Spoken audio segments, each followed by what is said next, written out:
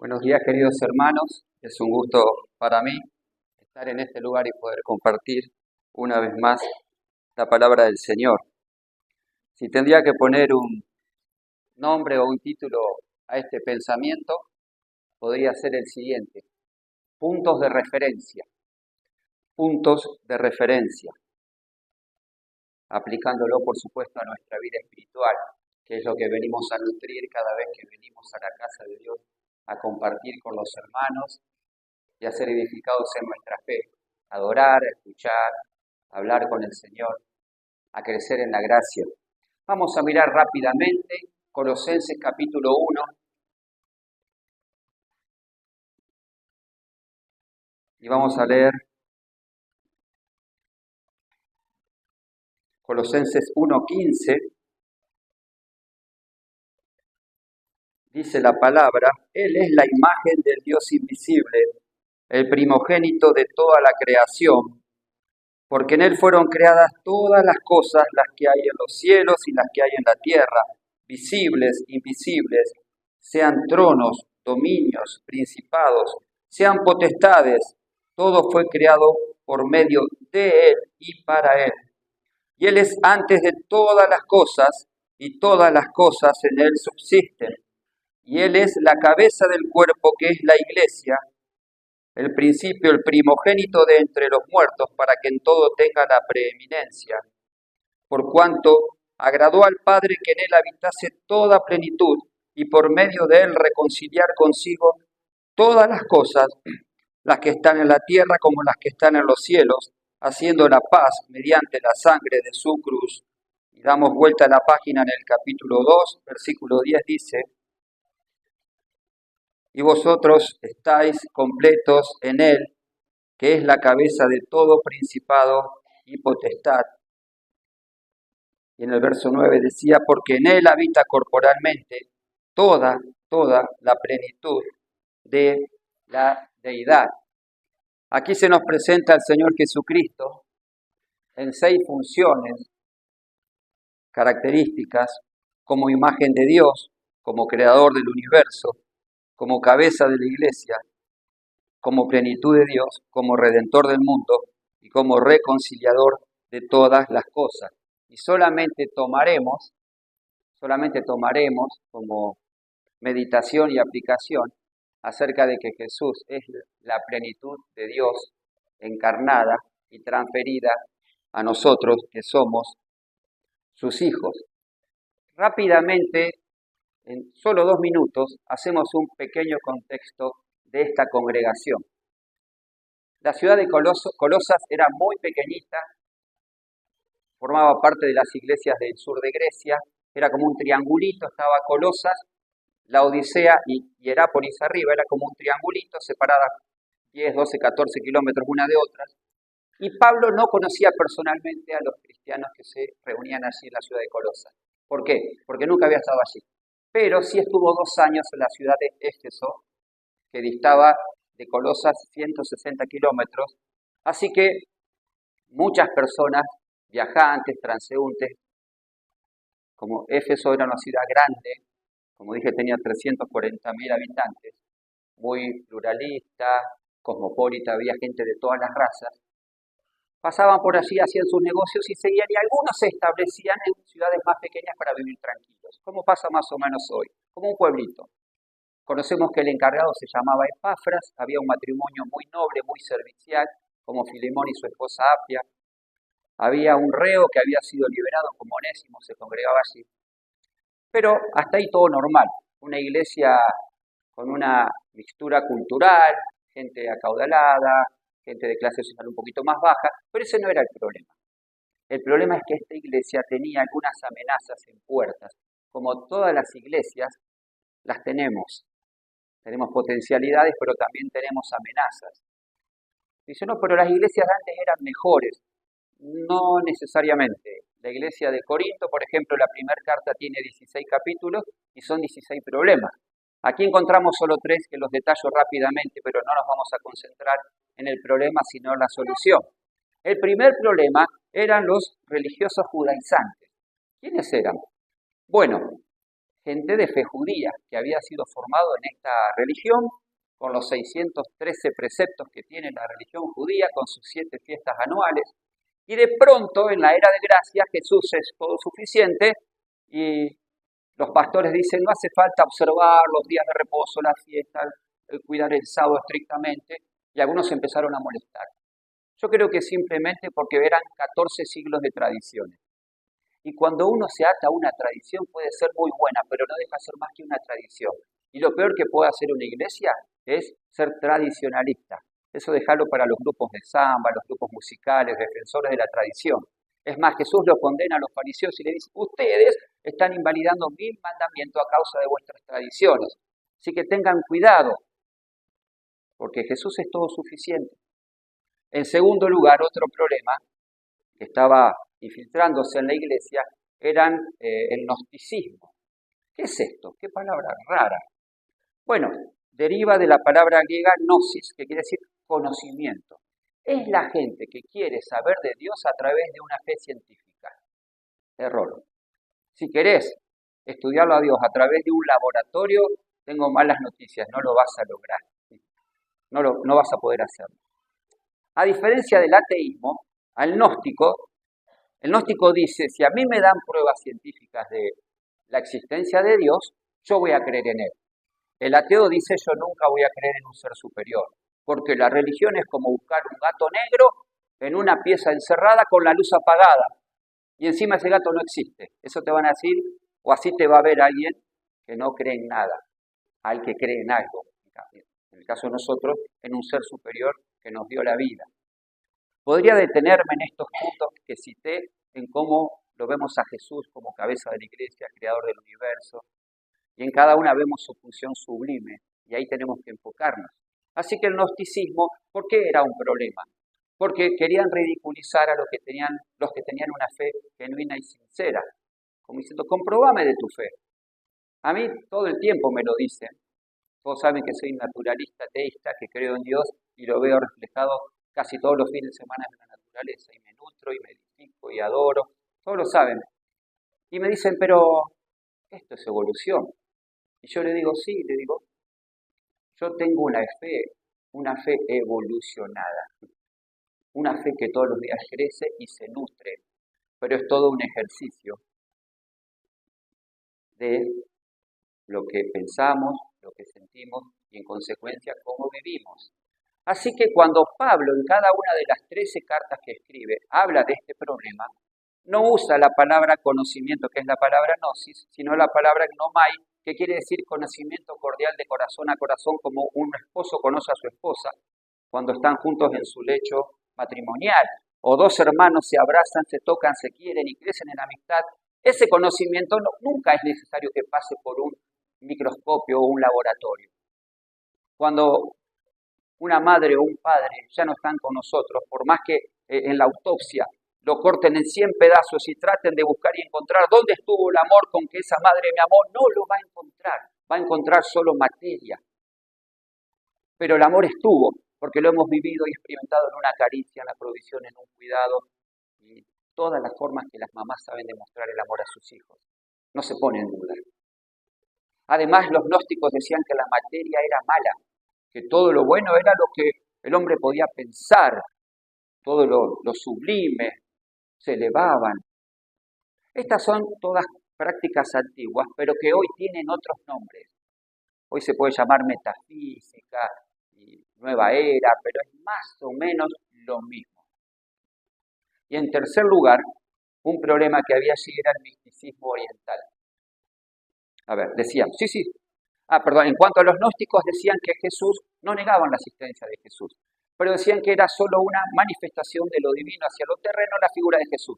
Como antes pudo haber estado la imagen venida de Júpiter, los arcángeles, los serafines, los sueños y otras manifestaciones o desprendimientos parciales de Dios, y Jesús fue uno más. Como también algunos hoy no niegan su existencia, pero dicen, fue uno más. Religiones como los arrianos, testigos de Jehová, o los mahometanos, que dicen, sí, Mahoma es más que Jesús o medio hermano de Jesús. Así que hay muchas maneras. Y nosotros sabemos a través de la palabra que Jesús es el único mediador entre Dios y los hombres, Jesucristo hombre. Que nuestra fe va por ahí, ese es el camino.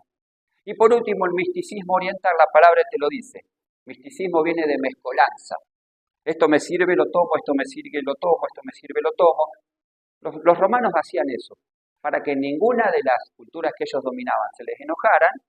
Una vez que ellos conquistaban, decían, bueno, hagan su templito ahí, y otro allá. El mismo principio hacía Babilonia, y había 1100 templos diferentes en Babilonia, para todos los gustos. Lo que hoy sería un lugar de encuentro plurireligioso, para todos los gustos y colores. También hay de las iglesias, de todo tipo. Y realmente era un problema porque devaluaba, desvirtuaba, licuaba la esencia de la verdadera fe cristiana que se enfoca en Jesucristo. Y yo hablaba al principio como título de la meditación es punto de referencia. ¿Escucharon lo que pasó hace 15 días exactos, hoy, domingo en la mañana, en Valeria del Mar, donde 2 pescadores de kayak se extraviaron y no los encontraron, solamente su bote? Realmente hicieron todo mal. ¿Por qué? Ellos estaban a 500 metros de la costa. Se guiaban, porque a 500 metros podés ver. Confiaron en 2 o 3 elementos que ellos tenían. Número 1, el ancla. Pero pensaron que el viento iba a ser de 10 kilómetros hora y fue de 55 kilómetros hora, y en vez de hora de 50 centímetros eran de casi 2 metros. Así que el ancla se desprende. Los anclas para agüitas de kayak no sirven. Segundo, confiaron en que tenían un motor que le iba a dar más seguridad que sus propios brazos.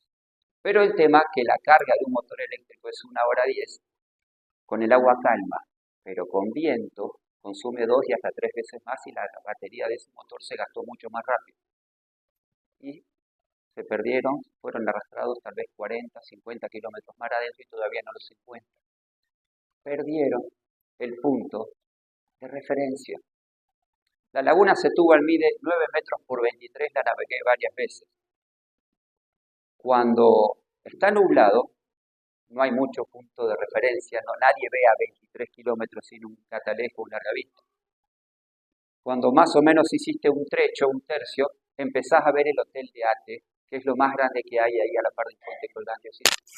Te vuelve el alma al cuerpo, porque sabés que no le estás errando el sentido de tu navegación. Los marineros antiguos, cuando tenían que cruzar el Atlántico, que era un viaje entre 1 mes y 1 mes y medio, si todo estaba normal, ¿de qué se guiaban? A ver si alguno leyó alguna biografía de algún capitán y navegante. ¿De qué? Las estrellas. Ese era el punto de referencia. Porque sabían que no iba a estar nublado un mes entero, nunca estuvo nublado un mes entero. Hace poquito, en diciembre, el río Paraná se puso 5,60 metros, muchísimo, lo normal es 3,40, y se inundó absolutamente todo entre Sauce Viejo y el río Paraná, que son 25 kilómetros, una sola cosa de agua, como una gran laguna. Y empezamos a navegar, yo fui con 2 vaquianos a lugares que nunca había ido, nos adentramos y ya quedaban 2 horas de luz. ¿Cómo volvemos? Por los arroyos. ¿Y dónde están? Claro, desaparece. Era una sola cosa, todo igual, todo igual. Y yo ya me entré a preocupar, ya miré la comida que tenía, dónde iba a estar la hamaca paraguaya, en qué árboles, y que iba a tener que pasar la noche, y que iba a tener que avisar a casa que no iba a volver, porque de noche es complicado. Pero, digo, ¿dónde se pone el sol? En el oeste. Vamos a seguir el sol. Por eso decía León Gieco, búsquenme donde se esconde el sol. Al oeste se ha dicho. Y hace como una especie de autopista que brilla en el lecho del río o de la laguna, y ahí le dimos. Y cuando ya vi las 2 antenas de telefonía celular en el Sauce Viejo, me volvió el alma al cuerpo. Quedaban 15, 20 minutos de luz. Pude salir. No digo esto porque, como rema, como muchos andan en bici, otros en moto, otros van a la pelota. Hoy lo mío es el canotaje de travesía. Pero cuán necesario e importante es, primero, no confiarle la vida a algo que tenga batería. Mi punto de referencia es el GPS. Si se te agota la batería, estás frito. Las estrellas, puede estar nublado. Un gran árbol, una gran antena, puede estar nublado. Tu sentido común será un punto de referencia a tu intuición. tu discernimiento, ¿qué creemos? Que no, porque la Biblia dice que el que confía en su propio corazón a veces es un necio.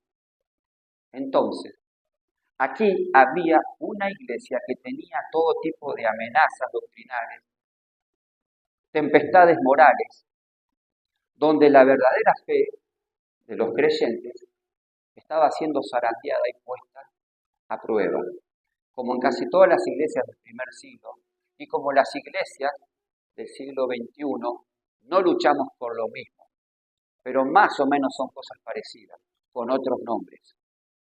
Nuestros hijos que van a la universidad tienen que luchar con esa corriente ateísta, porque ahí medio es de tontos creer en Dios en un lugar donde todo se lo tiene que estudiar a través del gnosis del conocimiento. Pero lo hemos de demostrar desde la vida práctica. Dice la palabra en Colosenses 2:10, y nosotros estamos completos en Él, y en Él radica toda la plenitud de Dios. A veces nos sentimos como un rompecabezas que le faltan 2 o 3 piezas, como un juego de naipes que perdieron 2 o 3 cartas, como un paquete de caramelos que tiene 2 o 3 menos, como una cisterna de agua que le faltan varios galones. No hay ningún problema, porque la vida generalmente en las personas produce desgaste, frustraciones, decepciones, quiere robar la esperanza, quita el sentido. ¿Y cuál será entonces el punto de referencia?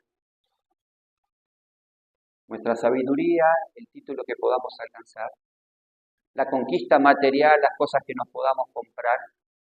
Hace poquito hablaba con un familiar que le está yendo muy bien, 42 años, 5 o 6 casas ya, muy trabajador, entrando o rozando una depresión. ¿Sí? Entonces no era por ahí, si lo material no te llena.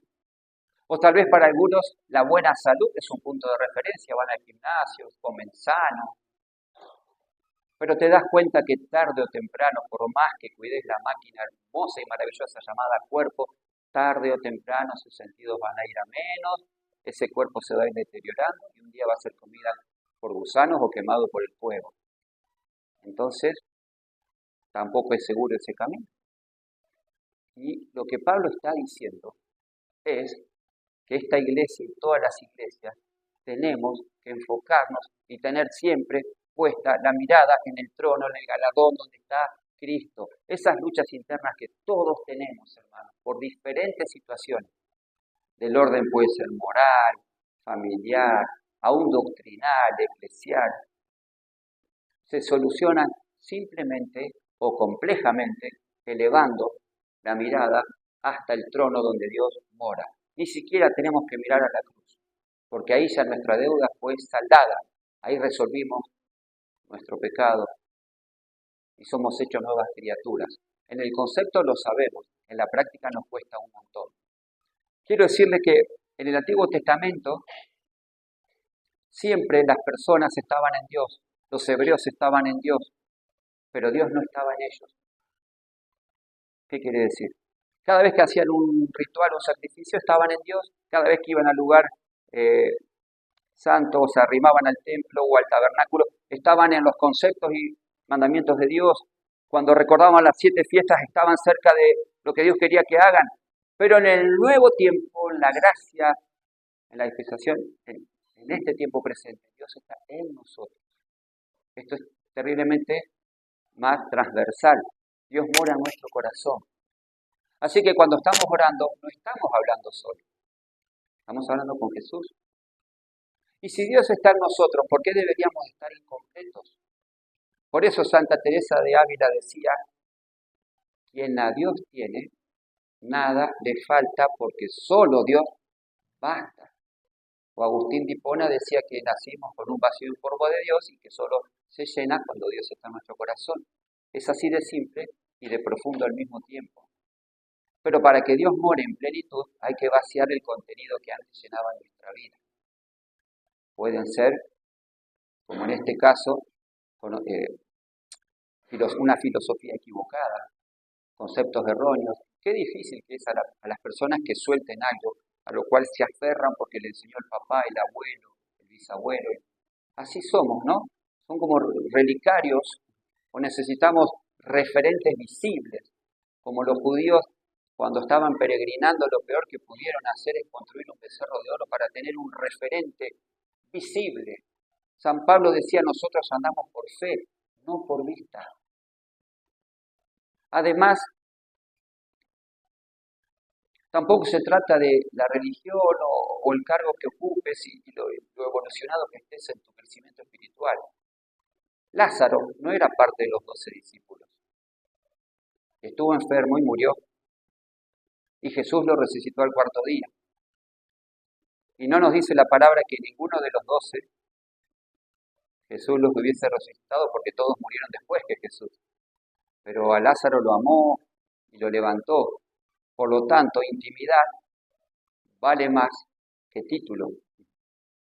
Conocimiento vale más que precepto, que letras frías, que rituales, que venir a marcar tarjeta a cualquier templo que uno vaya.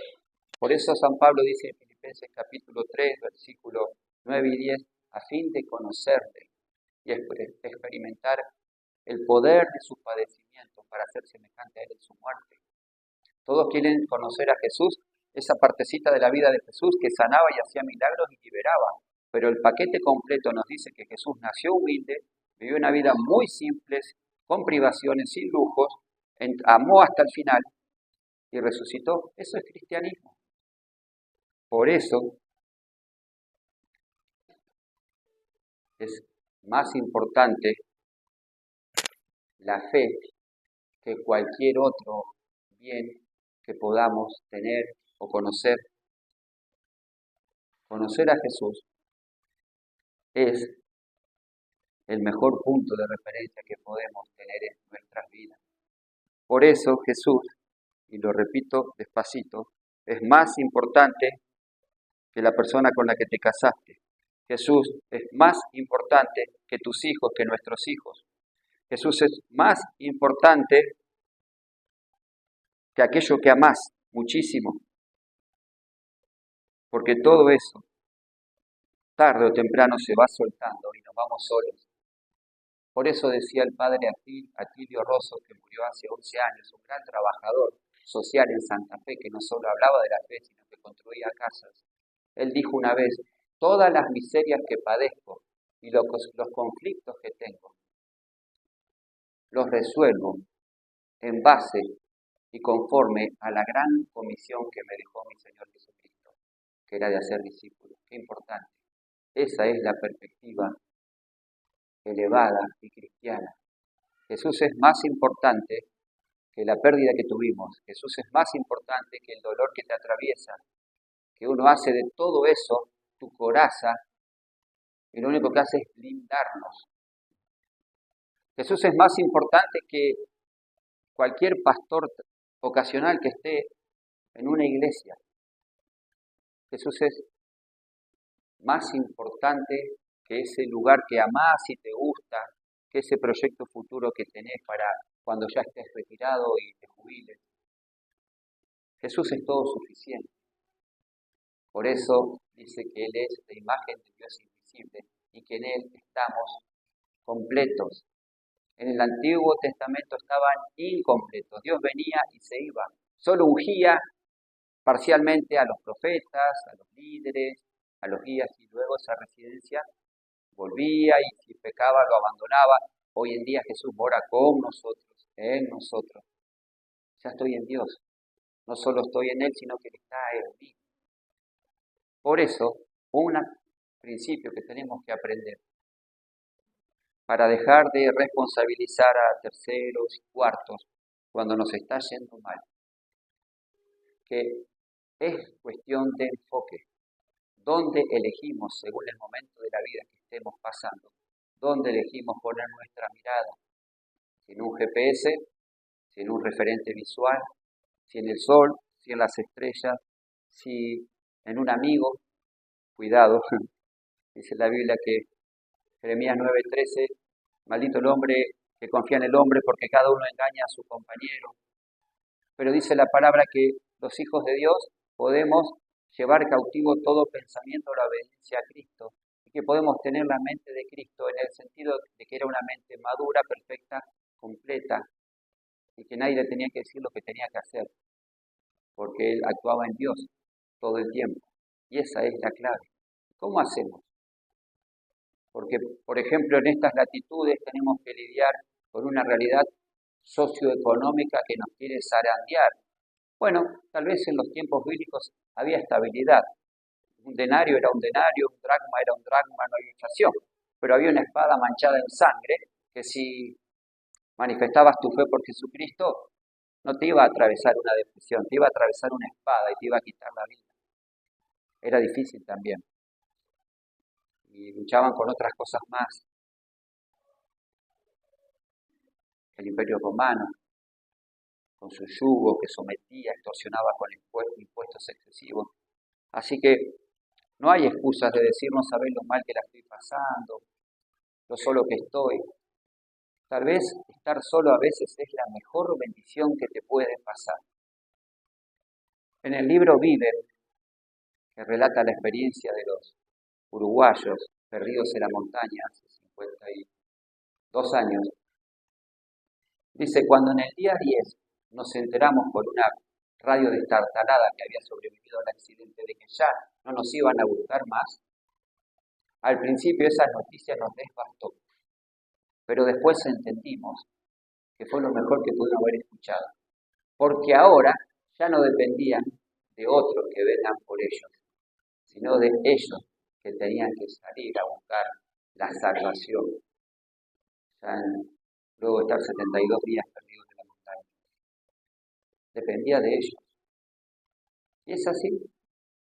Nuestro bienestar, nuestra plenitud, depende de nosotros. Y estar pleno no quiere decir estar sano, aunque crean de que ayuda. Cuando te dan los resultados y vos decís, qué bueno que salieron estos valores, mirá, hago un cuadrito con esto. O tal vez te dan otros resultados y son resultados medio vacunos, porque el médico lo mira y hace, uno tenía que mandar un chiste. Solo ese va a ser. Ayuda, sí, ayuda, pero no es la plenitud.